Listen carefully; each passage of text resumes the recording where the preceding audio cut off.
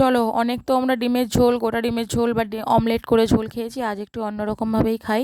প্রথমে 4টে ডিম নিলাম, ডিমটাকে ভালো করে একটু নুন দিয়ে আর একটু লেবুর রস দিয়ে ভালো করে ফাটিয়ে নিলাম। ফাটিয়ে নিয়ে অন্য একটি বাটির মধ্যে ভালো করে তেল লাগিয়ে সেই ডিমটাকে ফাটানো ডিমটাকে বাটির মধ্যে দিলাম, দিয়ে কড়াইতে বসিয়ে দিলাম, দিয়ে ভাপাতে দিলাম। ডিমটা মিনিমাম 15 থেকে 20 মিনিট ভাপাতে দেওয়া হবে। আর কমও করতে পারো, বেশিও করতে পারো, অসুবিধা কিছুই নেই। তারপরে এখানে পেঁয়াজ, আদা, রসুন, কাঁচা লঙ্কা ভালো করে কেটে নিলাম, কেটে ধুয়ে মিক্সিতে বাটতে দিয়ে দিলাম। সাথে একটু জিরে দিয়ে দিয়েছিলাম আমি, আলাদা করে আর জিরের গুঁড়ো দিইনি। তো পেস্টটা তৈরি করে নিলাম। তারপরে আমি আলু কেটে ধুয়ে নিলাম, দিয়ে তারপরে দেখো এখানে হচ্ছে কি আমার যেহেতু বাটিটা একটু ছোট হয়ে গেছে তাই জন্য এরকম ফুলে উঠেছে। তোমরা একটু ছড়ানো পাত্রতেও দিতে পারো।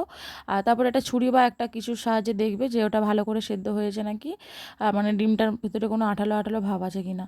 তারপরে একে একে কড়াইতে দিয়ে দিলাম তেল, তেলের পরে দিয়ে দিলাম একটু দারচিনি, তেজপাতা।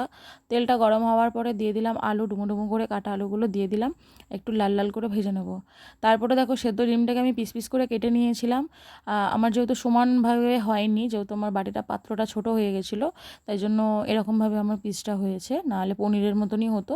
হালকা আছে একটু ভেজে নেবো, একটু লাল লাল করে ভালো করে, যাতে ওর যে গন্ধটা থাকে, ভাপানোর পরে একটা গন্ধ বেরোয় ডিম সেদ্ধর যেরকম। তো তারপরে একটুখানি হালকা ভেজে নেব।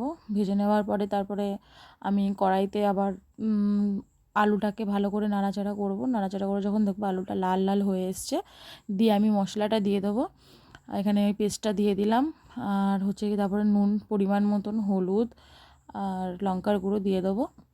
দিয়ে ভালো করে নাড়াচাড়া করে কষাতে হবে ভালো করে। মেন হচ্ছে কাজ কষানো। রান্নার তরকারি যত কষবে, যত মানে কষে কষে তার তেলটা বেরোবে, তত তরকারির স্বাদ বেশি বাড়ে। তো এখানে আমি ভালো করে কষিয়ে নিলাম, মাঝখানে হালকা হালকা করে জল দিয়ে আরেকটু কষিয়ে কষিয়ে নিলাম। যখন দেখলাম আলু সেদ্ধ হয়ে এসে, গ্যাসটা আবার হালকা করে বাড়িয়ে দেবো। বাড়িয়ে দিয়ে আমরা আবার একটু ঢাকা দিয়ে রেখে দেবো। এখানে আমার ছেলের কিছু বক্তব্য আছে।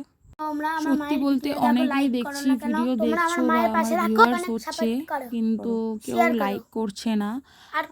জানি না কেন তারা লাইক করছে না, বা কেন তারা কমেন্ট করছে না বা শেয়ার করছে না। হয়তো তাদের পছন্দ হচ্ছে না, এতে তো আর পার্সোনালি আমার কিছু বলার নেই। তো ঠিক আছে, আমি আমার কাজ চালিয়ে যাব, যতক্ষণ আমি পারবো ততক্ষণ চালিয়ে যাব।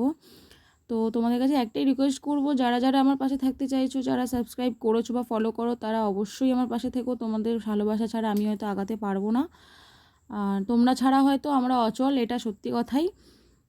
তো এখানে ঠিক আছে, আর বেশি কথা বলবো না। এখানে দেখো আমার তরকারি হয়ে এসছে, জল দিয়ে ঢেকে দিয়েছিলাম, দিয়ে খানিকক্ষণ টকবগিয়ে ফুটিয়ে নিলাম। নেওয়ার পরে এবার নামিয়ে ফেলবো। অনেকে যদি মনে করো হালকা করে ওপরে ঘি ছড়িয়ে দেবে, দিতে পারো, বাট আমি দিইনি।